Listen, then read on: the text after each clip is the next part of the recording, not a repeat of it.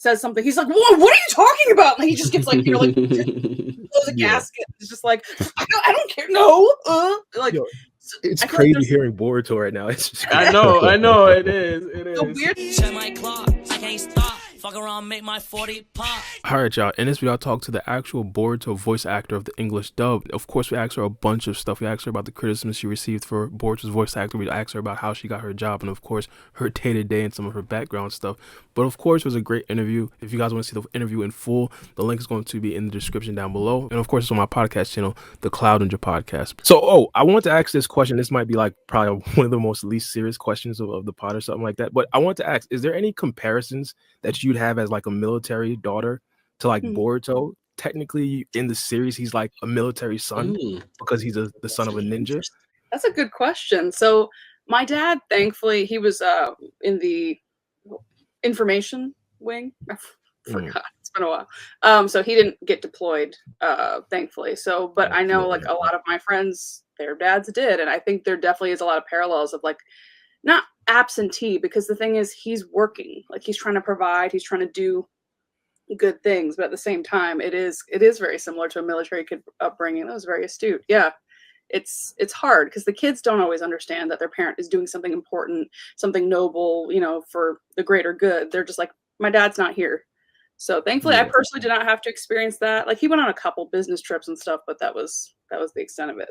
Another thing I kind of noticed when I did like a deep dive into some of your previous interviews, you said that you were 1/3 black, so you are officially a Cloud Ninja. Yeah, so I always thought I was half black because my dad's black. You know, so I was like, oh, okay, I'm half. But then I did Ancestry.com. They're like, you're like 33, 35%. And so I was like, how can you be a third? So I guess my dad, he's from Louisiana, so there's some of that like Creole thing going on there, so maybe I got some. Oh, that's fine. I'm half Haitian as well. My father's Haitian. Oh, okay, nice. I'm mixed with a bunch of things, and I say if you at least a quarter, any percentage black, you black. That's how I feel about it. I saw that you were a fan of Naruto, like you read manga and you was into like anime coming up. Like, was you nervous auditioning for the role because of watching Naruto and the English voice actor being so good at the role that she played? Yeah, I mean, I grew up watching like Sailor Moon was more my jam, so that was also kind of cool. No, I saw that. But Naruto, I watched like the first couple, I want to say seasons, but I know that's not even dipping your toe in the water. It was like the first 100 or so episodes, back when it was on Cartoon Network when I was a kid, and I remember being like, oh, like this show is like really cool. And then like years later, I didn't realize he had a son. I didn't realize all those things. So when I got the audition, I was like, what is this? Is this a movie? Is this a spinoff? Like they didn't really explain to me. So I kind of didn't know how big his role was going to be. You know, you didn't know you was going to be the main character? I didn't know. I guess it wasn't explained to me that it was going to be its own show. I think at the time it might have just been like the movie or something. Right. So I was like, oh, okay, like I'm in the movie. That's really cool. But then we actually started, once I got the role, they called me the next day and they're like, all right, we're starting tomorrow. We're doing the video game. So that's actually the first thing I did was it Road to Boruto? Whatever the first game Boruto's in.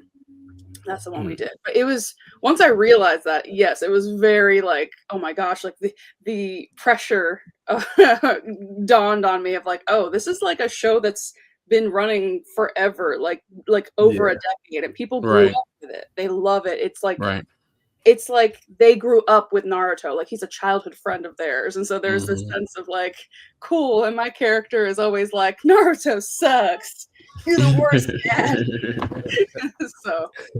So y'all did finish everything as far as like before Two Blue Vortex? Yes, so we are caught up. I don't know what have they released so far, because I feel like there's a big lag of what we've recorded versus what they've put out. So I've seen all the dub. We have all of part 1 finished. Okay. Okay. Because there was a while where we had been like recording like 1 up through 170, but they'd only released like 1 through 50 or something, and people kept asking cons like, when's it going to come out? And they don't tell me. So. It's been pretty recent, I believe. So, okay. There were some other manga chapters after that point from the anime. Did you ever get a chance to record any of that? Wow. I'm trying to think. I'm like, I don't think so. Like, for example, and I don't necessarily want to spoil you. Are you like following the series and not necessarily wanting So to? I want to read the manga because my boyfriend's not an anime fan, but he would come to cons with me and he wanted to understand what the heck they were talking about when they'd come up and ask questions about Boruto. So he binged the entire show and then read the entire manga. So now he's this huge Boruto nerd and he's like, oh my gosh, it gets so good, but he's trying not to spoil it too. But I'm excited because I hear it kind of matures a little bit, like it becomes a little bit of like darker or a little bit more grown up. So I'm excited for that. Pretty much. Have you watched Attack on Titan before? I watched like the first episode or so, but I was not in a place. I'm like, look. Yeah, I was gonna compare him to Aaron. I was gonna compare him to Aaron, but okay. But it's not kind of like that how he matures. Yeah. I don't know if you really know him, but he matures. I haven't seen it either. Super sad, but yeah. Yeah, because that was going to be a question of mine too. Is like I was going to leave it for like later on in the pod because Boruto, you know, as a child, he's more childlike. But into Blue Vortex, I hate to spoil it for you, but you're going to see it anyways. But he's more stoic. He's more like edgy now. Yeah. So I was wondering. My question was going to be like, how are you going to like portray that, like a more edgy side of Boruto? So. I mean, I feel like that'll probably be in the writing as well. Like in the sense, and also just like that's kind of the thing with dubbing is that they've already animated it. So there is a sense of like, you kind of match the emotion that's on the screen. So I kind of won't necessarily know until I see it. But like, yeah, Kid Boruto, his emotions tend to be like, oh yeah, like everything's super cool and whatever. But then like if somebody says something, he's like, whoa, what are you talking about? And he just gets like, you know, like close a gasket. It's just like, I don't care. No. Like. Yo, it's crazy hearing Boruto right now. It's just I know it is. The weird thing is with Boruto is that his voice is one like character wise is probably closest to my natural voice than my like girl characters. Yeah, I actually noticed that. I seen like a 5-minute video of you playing like multiple different roles, and it's like most of the boy versions that you play sounds a lot like your actual voice. Yeah, I think it's like my voice is more like mid-range ish already, and so it's a little bit easier to kind of just be like, yeah, you know, like whatever. Like, whereas like my girl voices, I'm having to kind of put it here and be like, it's weird. It's more work for me to be like, oh my gosh, I'm so excited to be here. Like, so, but yeah, I'm sure it'll probably be deeper. I don't know how much deeper because it's only what like 2 years in the future. Yeah, I think it's three. Okay. Could be 2.5, just similar to Naruto Shippuden. I don't necessarily think the timeline was like fully laid out yet, but I'm assuming 3 years though. Well, didn't she do the flash forward scene? Yeah, we did that at the very beginning, but I feel like you never know because like that was the very first thing we recorded in the show, and so I'm sure. So you voiced that? Yeah. Okay. Yeah. Because I know that they said Michael. He's Kawaki. Yeah, he's Kawaki's voice actor. If I'm not mistaken, he said he didn't voice that flash forward scene. Yeah, there was a replacement of the original actor, but yeah, he will be in it.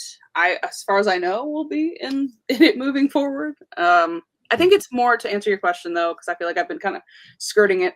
To me, I feel like voice tends to come from a difference in the interpretation of the emotions. So if he's more, like you said, he's more stoic, it'll probably come out in the sense of like, it sounds like you're saying like he just doesn't find things as funny anymore, or is like he's kind of just like something has happened to him, he's like traumatized, or is there kind of a